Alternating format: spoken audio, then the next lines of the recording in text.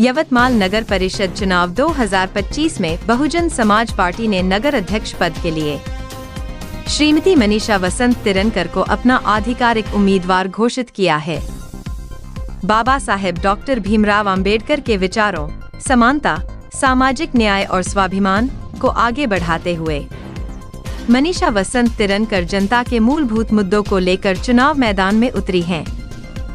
पेयजल, सड़क, नाली, सफाई, स्वास्थ्य, शिक्षा और रोजगार जैसे नगर के ज्वलंत सवालों पर बीएसपी उम्मीदवार मनीषा तिरनकर ने स्पष्ट और मजबूत विजन जनता के सामने रखा है। मनीषा वसंत तिरनकर का संकल्प है कि नगर अध्यक्ष के रूप में वह पारदर्शी प्रशासन, ईमानदार कार्यप्रणाली और हर वार्ड के संतुलित विकास को प्राथमिकता देंगी। यवतमाल की जनता से अपील है कि वह जाति और भेदभाव से ऊपर उठकर हाथी छाप बटन दबाकर बहुजन समाज पार्टी की नगर अध्यक्ष पद की उम्मीदवार मनीषा वसंत तिरनकर को विजयी बनाएं। नमस्कार, माझं नाव मनीषा वसंत तिरनकर आणि 2025 मध्ये होऊ घातलेल्या नगरपालिकेच्या निवडणुकीमध्ये मला बसप्पा या पक्षाकडून उमेदवारी मिळालेली आहे। ताई, काय सांगाल, आपण ही निवडणूक लढत आहात, कोणकोणते विकासाचे मुद्दे लक्षात घेऊन आपण ही निवडणूक लढत आहात?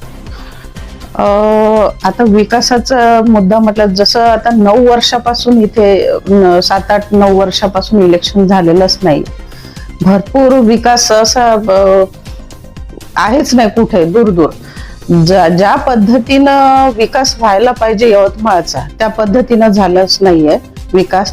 जसं रस्त्या पाण्याचा प्रश्न खूप मोठा आहे, रस्ते, नाल्या, जसं युवकांचा प्रश्न, विद्यार्थ्यांचा प्रश्न, काही महिलांचे प्रश्न आहे। तर ह्या सगळ्या मूलभूत गरजा आहे ते आतापर्यंत याच्याकडे कोणाचंच लक्ष नाहीये। तर या अनुषंगाने निवडणूक आहे।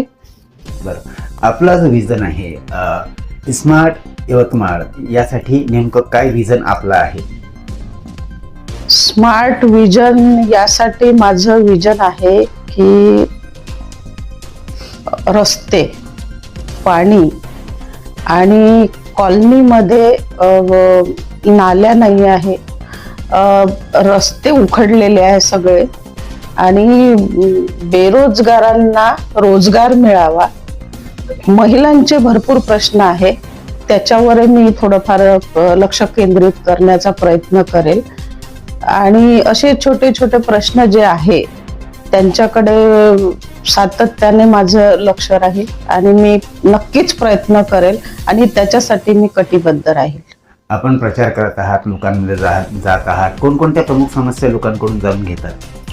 लोकांच्या समस्या भरपूर आहे, पण मी जिथे जिथे, जसं आता दलित एरियामध्ये, जसं लोहारा, नेताजी नगर, ह्या ज्या एरियात जात असते मी, त्यांच्या समस्या पाहते तर पहिली समस्या तर पाण्याची आहे।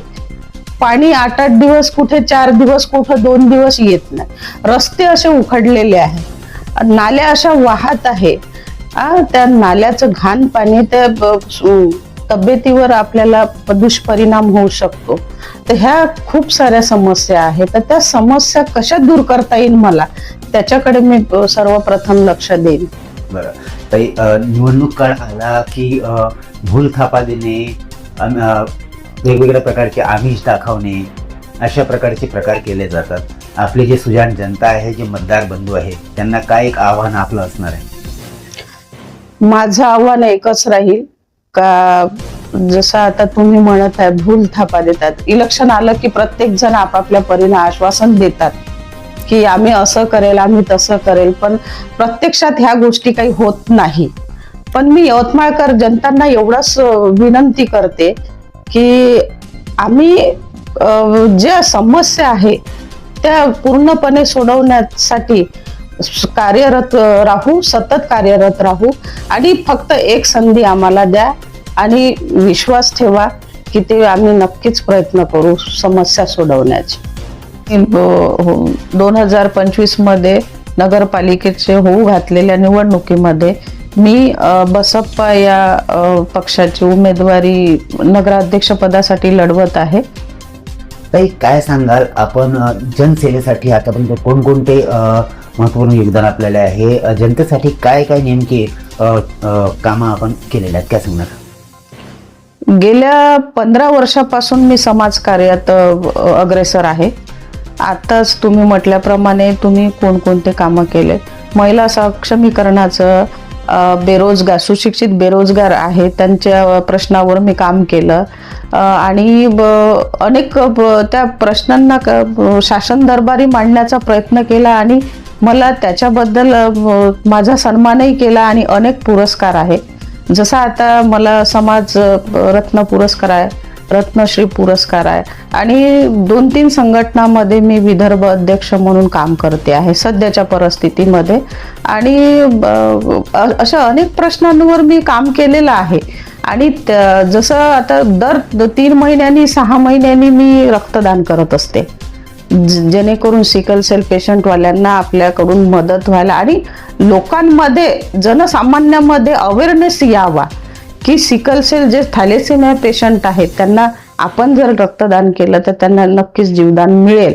तर त्या संदर्भात सुद्धा मला UP मध्ये सोनभद्र येथे रक्तवीरांगना म्हणून आंतरराष्ट्रीय रक्तवीरांगना म्हणून मला पुरस्कार मिळालेला आहे आणि असे बरेचसे पुरस्कार आहे, 39 पुरस्कार मिळालेले आहे मला आणि माझं अविरतपणे काम सुरूच आहे. मी यवतमाळकरांना एवढीच विनंती करते की येत्या 20 तारखेला आपलं मतदान आहे, तर माझं चिन्ह आहे हत्ती आणि क्रमांक 5 या क्रमांकावर बटन दाबून प्रचंड बहुमताने मला विजयी करा, एवढीच विनंती करते.